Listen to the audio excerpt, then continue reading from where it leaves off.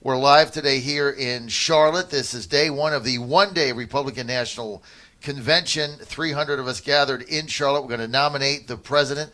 Got two special guests with me here in our studio in Charlotte. Ben Markie has come in, former director for AFP in Virginia and now a Republican activist in the People's Republic of Maryland, is with us. Also with us is the co-chairman of the Republican National Committee, Tommy Hicks, who we were at two rallies together, Tommy, in Virginia. Thanks for being there. Well, we're really excited about being here. We were excited about being in Virginia with you this past week. It's in play. I tell you what, when you say Virginia's in play, Tommy, for our audience, elaborate on that. Well, the president's going to win Virginia, and we're going to pick up a few House seats. The state, the people of the Commonwealth of Virginia. Sorry, I'm from Texas. Right. But they are fed up with this government overreach, with the attack on the Second Amendment. It's in play. We're going to win the state, this Commonwealth. It's really, people are sick and tired of government overreach. And we've seen exactly what the governor's done, what the state, what the House has done. It's disgusting. It's an attack on the people's rights. Is the Trump campaign of the RNC, are we going to get resources here in Virginia? We already do. More than we have, though. We're going to do everything we can do to win every state in the union. Well, I think we're really excited about our potential here. I think we're in good shape here. Ben, why don't we bring you into conversation quickly here, because we've only got this one segment. You've been here for 3 days. You came early. What's been the overall mood? I think everybody is pumped in a way that I couldn't have anticipated coming into this. Right, we've all been cooped up for months. We're reading. We're putting more screen time on our iPhones than we do in one day than we do in a week normally. And I think the opportunity to get here in person and the atmosphere that the RNC's created here, even though it's a scaled down version, the committeemen, committeewomen, the delegates who are here, who've managed to get here, are going to take that enthusiasm back to their states and do exactly what Tommy just said. I think that's really important. The other thing is, the RNC, you hear you can't get together in groups and be safe. Well, the RNC's proved that wrong. Well, this is going to be the safest place I've been in, and I've gone all over the southeastern United States during this pandemic. My son's a baseball player. He plays on a travel team, and we've been to Florida, Georgia, Atlanta, Alabama, Birmingham, Tennessee, Nashville. This is the safest that I've ever been, with the screening and everything.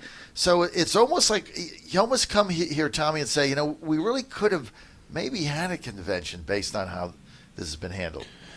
Well, Charlotte's been amazing, but the governor here played politics over people. But what we're excited about is talking about a platform that's going to create jobs, going to create a future for the American people. We're really excited about the next 4 years when we reelect Donald Trump as president of the United States. Tommy Hicks with us. He's the co-chair of the Republican National Committee. Tommy, tell me about the theme of the convention on TV, the virtual convention after today, which is today we do the business of the Republican National Committee. We nominate the president officially, then we leave. Tonight through Thursday, culminating with the president's speech in the White House on the South Lawn. What's the theme? We're not going to have a shallow theme with a bunch of Hollywood stars. What we're going to have is stories told by real American people who have benefited from the president's policies. And we've got a lot to celebrate as a country. We're coming back after this virus, and there are great stories to be told. 4 years ago, I remember how many speakers we had at the convention in Cleveland, and the complaints from the media were, you didn't have high enough profile speakers, and miraculously we managed to get across the finish line then. They seem obsessed with that again this time. Who's going to speak? Who are your big name speakers? They clearly missed the point that ordinary Americans are the best speakers, and help share that message, don't you think? And that's what this election is about. This is about taking power away from Washington and giving it back to the American people, taking power away from the coastal elites in Hollywood and elsewhere, giving it back to the American people and creating jobs. I mean, jobs, not mobs. And absolutely, all of the polling that we saw in the last 8 days, 10 days, has got everything moving, Tommy and Ben, in the president's direction. Yeah. Every single number that we have seen is moving in his direction. We just saw a new poll the other day where we're tied in Minnesota. I think we're going to win Minnesota. When you look at the comparisons 4 years ago versus today, you look at the real clear politics average of the battleground states, we're actually running ahead in many of those states of where we were against Hillary at this same time. Almost every single state we're ahead of where Almost we were. every single state. And so I think we're in good shape. The Mo's with us. This is great. And, you know, Tommy Hicks, as far as the media is saying we don't have high-profile speakers, look who's speaking today. Senator Tim Scott, House Republican Whip Steve Scalise, Matt Gaetz in Florida, Jim Jordan, Ohio, Nikki Haley, former ambassador. Yeah, but the most exciting one, well, they're all exciting, but Kim Klacik, running for Congress in Baltimore, is going to paint a very clear picture of what is wrong with blue city politics. All this, leadership matters. Law enforcement matters. This president is behind law enforcement and wants to help lift these blue cities out of the bad cycle they're in right now. Baltimore has been a disaster for almost 5 decades. Working people are scared, John. Working people don't want to go downtown in major cities right now. The economies are being shut down, and that threat that Tommy just mentioned is real. My wife, that's an issue to her. She cares. She want to make sure that her kids, can go downtown in a major city and be unmolested. We don't have that surety right now because of these liberal mayors. She just shot a bat. She did. She shot a bat while you were out of town, so I wouldn't be screwing with her. No, I wouldn't be messing with your wife. She's in the house by herself. A bat flies in, and she gets out a gun and shoots the bat, puts it in his sweep thing, and throws it out. It's true. I felt like I abandoned her. We were in the what caliber? Caliber BB. Yeah. She shot the bat right off the wall. I get a FaceTime from her in the middle of the Billy Graham library, and God, I can't take this. It'd be like an inappropriate ringtone at the Vatican or something. And I look down at my phone. She goes, "I need you," and I'm like, what is this? And then I look, and she sends this picture here of this bat on the wall in our log cabin in Virginia. She just shot it. And she goes, "Never mind. I think I'm going to shoot it with the BB gun." Got it. Swept it out the door. That's my the wife. Way to take care of bats. God, Annie Oakley Markie. That's right. Of course, if it was in my house, we'd have just turned it over to the cat, and that would have been the end of that bat. Things that cat drags in the house are unbelievable. Lizards, mice, on whatever other rodents they come up with.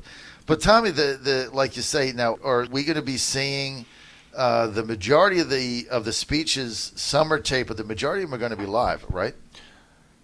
Virtual live. Yeah, it's a mix of virtual and live, and what really matters is the theme here. It's giving power back to the American people, and that's what this election's all about. It's about one direction we could take, which is more government control of your lives, or liberty, freedom, and that's what the president is defending for us. He is standing between us and the U.S. and socialism. Now, you've been out the past several weeks in the various states doing Trump rallies. What is the level of enthusiasm that you've witnessed? It's amazing.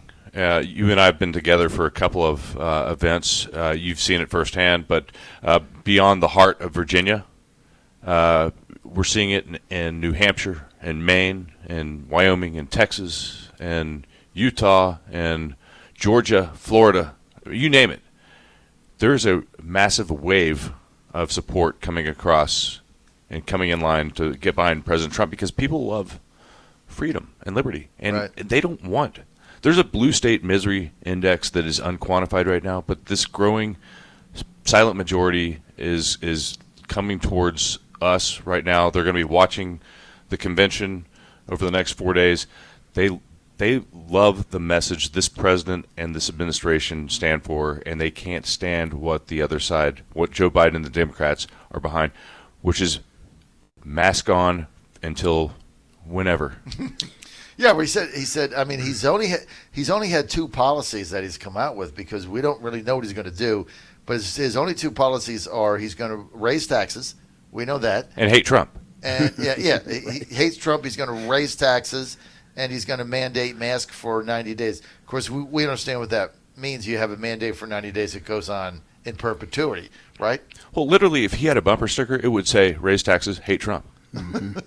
That's it. Yeah. That's his policy. Yeah. The Democratic 4 days was really a disaster for them because it not only didn't move the needle, it went backwards. Well, they didn't talk policy. All they talked about is hate Trump. Right. So our contrast to that, would you think that when this is over, we're going to get the normal lift out of it? Well, we got a lift last week. Right. And yeah. I would hope we get a lift this week. Lift. Yeah, exactly. But we're going to talk about real American stories here. This is really important. Right. America has prospered under this president's policies, and we had the virus come along, but we're already rebuilding. Stock market's back. Yeah, we're rebuilding already, and that's what we should highlight. And we're going to have real American people tell these stories, which is going to be very transparent to the American people. The choice is clear. We need 4 more years of President Donald Trump. Tommy, one of the things the other day I sat in on one of the data seminars that we had, and without going into detail, to discuss any of the intricate things that were discussed, can you tell us? I was really impressed. It sounds like the RNC's got its thumb on the pulse of how to reach out and identify all the people they need to. Can you talk a little bit about that? Absolutely. And I thought, one of the most impressive things, we still have 72 days to go. Right. We have almost 2 million volunteers who are trained, ready to go. And these are That's enthusiastic volunteers. These are the people that you and I were with the other day in Fredericksburg and in Virginia Beach. But these people, the one gentleman, drawing a blank on his name right now, registered over 1,000 voters. Right. Wow. For us. The guy that we honored in Virginia Beach. Yeah. But this is the kind of energy we have on our side. This is the enthusiasm that really matters when you go into a presidential election. This is the kind of energy that's going to help reelect the president and retire Nancy Pelosi, which is almost as important. Well, I think if our volunteers are walking and hitting doors instead of the Democrat volunteers hitting police officers, we probably have a really good shot at this, right? Absolutely. They have no message. Yeah. And we Hate do. Trump. And we love America. Yes. Plus, they don't have a ground game because they're all afraid that We knocked on 1 million doors last week. They knocked on, guess how many? 0. Yes. 0. And they're going to They're not allowed continue to go do outside. that. Yeah, because they don't want to go outside. I mean, what time? I mean, that has got to make a difference, Tommy. Over time, over 72 days, in 1 week we knocked on 1 million doors. We've got 4 into 72. How many? John, I think Democrats are going to look back at their more weeks? convention. They're going to look back at their convention. They're going to pinpoint that moment when they blew it. Yeah, and, I think so. And realize that they could have been out there, and given a broader message, and instead of hiding, behind TV screens. I think it's going to wind up. Well, the enthusiasm gaps there because Tommy Hicks and I, who's with us, we're with Tommy Hicks. He's the co-chair of the Republican National Committee. He's from Texas. He's with us here live. Ben Markie is with us, former state director for AFP, now a businessman in the private sector in Maryland. Sidebar: I go into the convention, and Maryland is the second front row. And I'm like, you guys haven't carried Maryland since like Spyro Agnew. Why are you up in the front? And Virginia's like all the way in the back with. I'm in the back with Hawaii. And why are you guys up front? And we have excellent patrons. Huh? We have excellent patrons. It's because of Dave Bossy. No, President Trump loves Maryland. He's going to win Maryland too. You gotta win Maryland. You guys are up front. I'm in the back. I'm going to file a complaint. Well, he loves every state. Let's be clear. I want to know how Maryland got up in the front. It was Bossy. It was all Bossy thing. Anyway, I want to get back to the enthusiasm. I mean, proximity to D.C. Whatever. The 2 rallies that we were in, like when I went, because I go to these all the time, and when I went to the one in Fredericksburg, was it like a Tuesday night or something? We had like 150 people there. I mean, I've never seen that. Never. I didn't see that number in 2016 because I do these all the time. I expected 50 people. We got 150 people there. Then we go to Virginia Beach at noon, which, people got stuff to do. And we had, 70, 80 people there. It was full. But this is, and we're still 72 days away from the election. Right. But this reminds me of 2016. These people show up in massive crowds, and they get bigger and bigger and bigger as you get closer to the election because they love our country. And they know this president is the right president to reelect because he loves America, and he's going to put forth policies that actually benefit the American people as opposed to the government control aspect, global deals that Biden and Obama were behind, TPP, Paris Accord, Iran deal. It's about America. We vote for our president to look out for us. And President Trump has kept his promises. And right after his speech on the Thursday night, which is going to be at the White House South Lawn, I believe, many of us have been invited there. So he's going to make that speech, and then the following day he's flying to New Hampshire, I think, and doing a rally in New Hampshire, isn't he?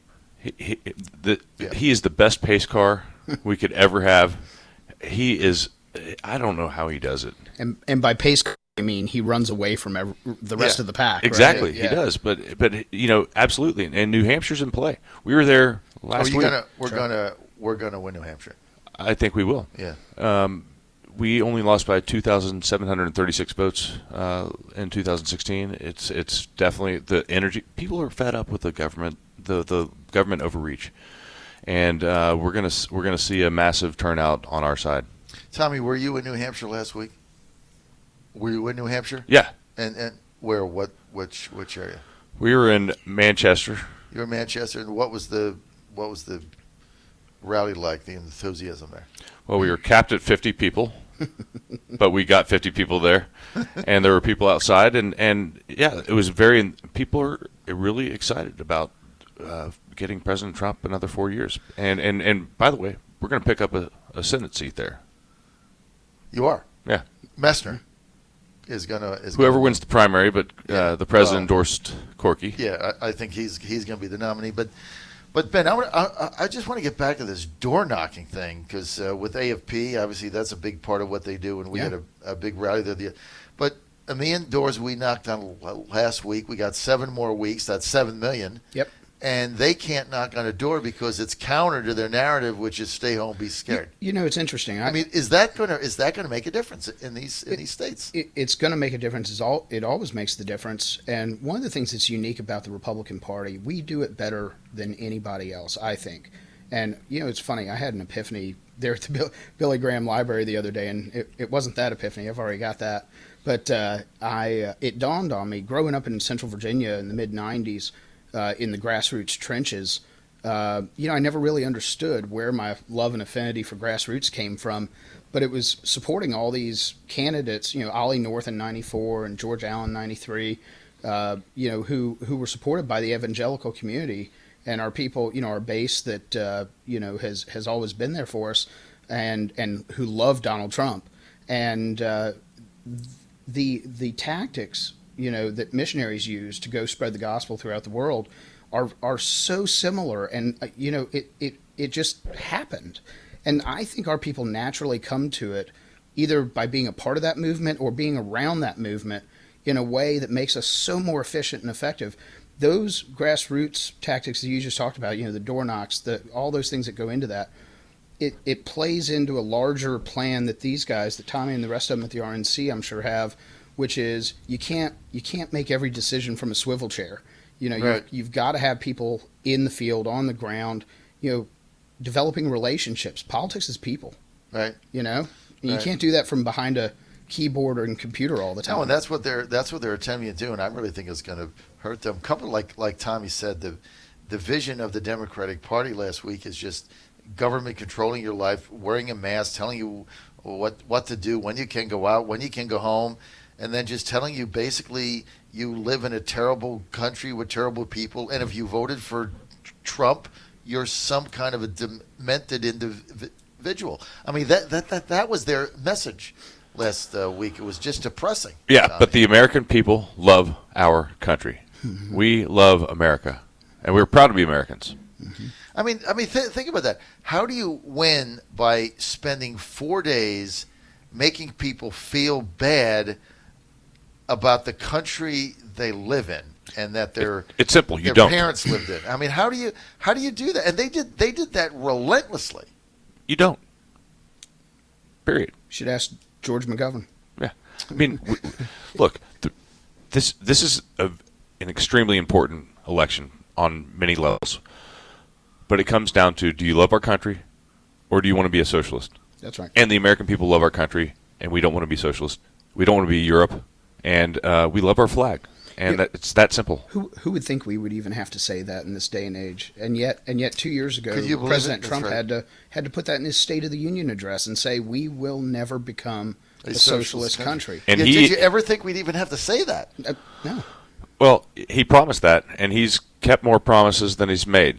And that's part of the theme of this week, and that's part of the theme of the next 72 days, and that's going to give our team, our 2 million person strong team, which is actually probably even larger than that, a lot of enthusiasm to go out and make sure they have the conversation with the American people to make sure that we get out to vote for the president and Republicans up and down the ticket. So those are the number of people you guys actually have signed up who have registered in some fashion, as volunteers, trained volunteers. That doesn't even include the organic, mom and pops who are out. So what was that? That does not include the farmer in Wisconsin who has 5 rolls of hay that says TRUMP. Right. Yeah. So how many is it again? How many actual Trump volunteers have you trained? 2 million, almost 2 million. And what's the goal in the next 7 weeks? As many as possible. Tell the story. So, but we've actually trained 2 million people.